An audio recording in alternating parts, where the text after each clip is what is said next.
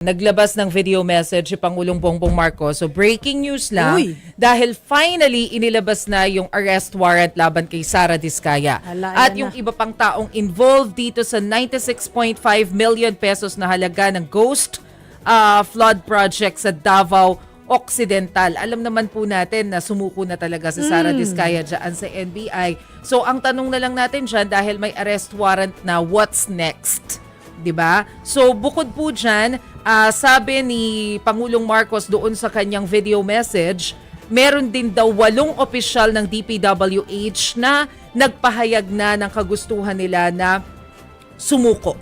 So matatandaan po natin na itong kaso na isinampalaban kay Sara Diskaya at yung iba pang involved dun sa Ghost Project sa Davao Occidental ay malversation at graft. Okay. Oh, good development. Oh. Pakinggan natin yung bahagi ng video message ni Pangulong Marcos. Naglabas na ng warrant of arrest ang korte laban sa 10 pangunahing sangkot. Ang mga akusado ay nahaharap sa kasong graft at malversation. Ito pong mga kasong ito, hindi po bailable ito. Kabilang na po rito si Sara Diskaya. May 8 opisyal pa ng DPWH ang nagpahayag na kagustuhan nilang sumuko. At titiyakin po natin na hindi lamang sila ay makakasuhan, kundi maibalik ang pera ay ibalik sa kaba ng ating bansa. Yun, si PBBM.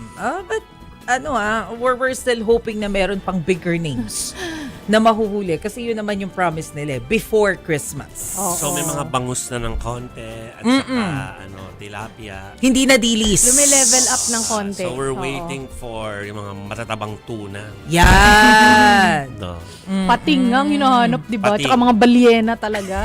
Ako kasi Sana talaga nga hinahanap ko ganun. yung buhaya eh. Oo. Ay, marami tayong makikita. Oo. Correct. So yan po ang breaking news ngayong gabi. Actually alam na nila Masay kanina pa kaya lang nakaano siya Embargo. Embargo kasi I think they're doing something para sa mga legalities. Tsaka para hindi tumakas sa mga dapat tumakas. Yes. So naka-embargo pero okay na po for release. So that's the breaking news ngayon pong gabi. Wala siya sa frontline eh. Oo. Hindi siya umabot. Hindi siya umabot sa 7:30. Right. Oo.